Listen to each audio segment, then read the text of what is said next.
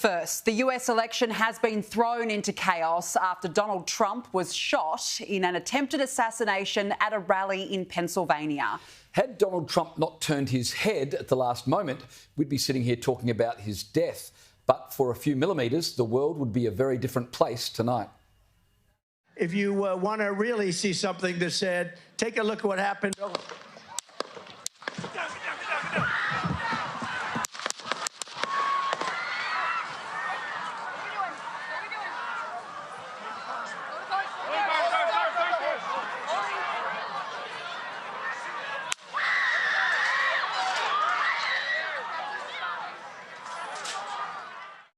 Now, the assassin was shot dead at the scene. He was later identified as 20-year-old Thomas Matthew Crooks. Trump survived the assassination attempt, but the attack raises at least four key questions that now need to be asked. First and not least of which, is there a leak in the Secret Service? Danica, there's a couple of really interesting things about the events of earlier today. Firstly, how was a sniper able to position himself on a rooftop with clear line of sight just over 100 metres from Donald Trump? Second, how was it that people in the crowd spotted the sniper before anyone from the Secret Service did? And third, how was it that while police tried to find this suspicious individual, who numerous people had pointed out, Trump was allowed to stand on stage and continue speaking? The moment that there was suspicion that something was afoot, Trump should immediately have been removed from the stage. I want to show you an interview that was broadcast earlier with a witness who alerted security services to the fact there was a man on a roof with a gun.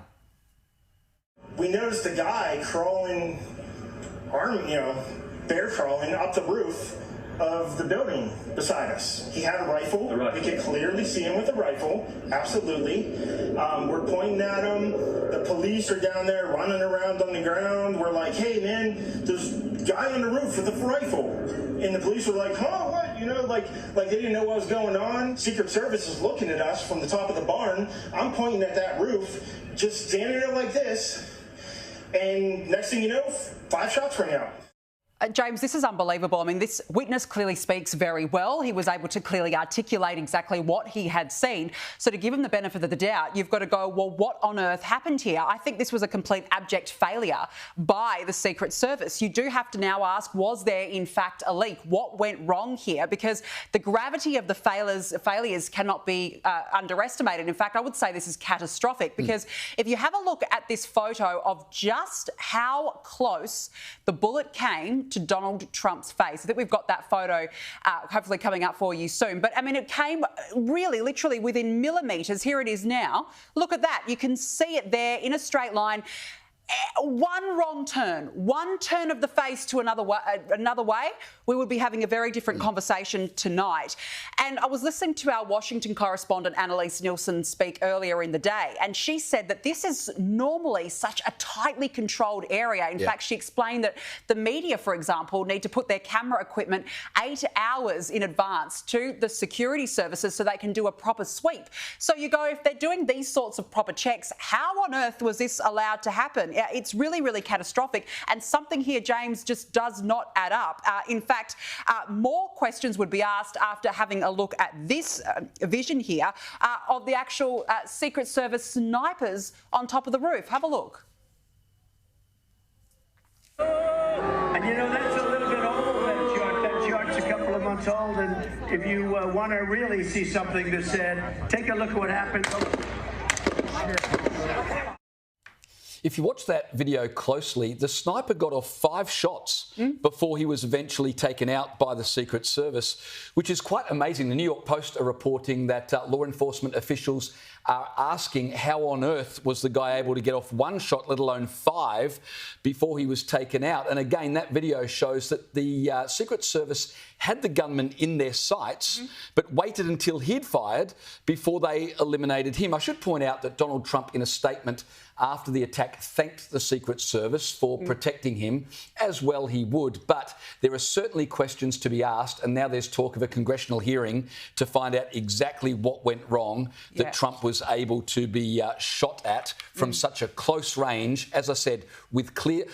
the Secret Service should have had someone on the roof where the sniper was. Yeah, but the point is, and a lot of other previous people who've worked for the agency, they've come out and said that the Secret Service would always normally do a sweep of the roofs in and around an area where a rally or an important event would be taking place. So you have to ask, did this individual manage to conceal themselves, conceal a weapon, and then therefore the Secret Service were not alerted to it? I mean, these are all really fundamental questions, but you'd hope that they have answers soon, because there's a long way to go between now and November. And as I said, most astonishing, how is it that members of the general public were able to point and say there's a gunman on a roof with a rifle before Secret Service or local police were alerted or saw it themselves? Absolutely. And look, here's the second question that needs to be asked. Donald Trump must surely now be an unbackable favourite, you'd say, to win the November election. But will he live that long? Because seriously, James, his safety is compromised, as we've seen today. Now, my answer to that question would be yes, because now the security around him would be absolutely bolstered. And we know that Donald Trump is not one to hide. He's going to go out there. He's going to say, I'm carrying on because I'm doing the work of the American people. The Republican convention is due to start this week, where Donald Trump would be formally announced as the candidate to take them to the next to the election here in November. Mark my words, he's going to be there, and that is going to be a significant moment in history. But he will have to be protected to the max. But you have to ask these questions now, because there would be complete lunatics out there going, oh, well, this bloke here managed to get within a sniff of trying to assassinate a former president.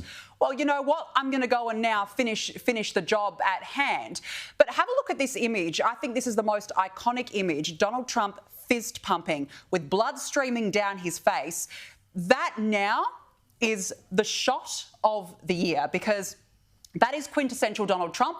Like him or loathe him, that is him in a nutshell, and that is the moment that he knows that he has won this election, and he's going to keep going because he knows that he's got his supporter base rallying around him, and more people now, I believe, will come on board with him.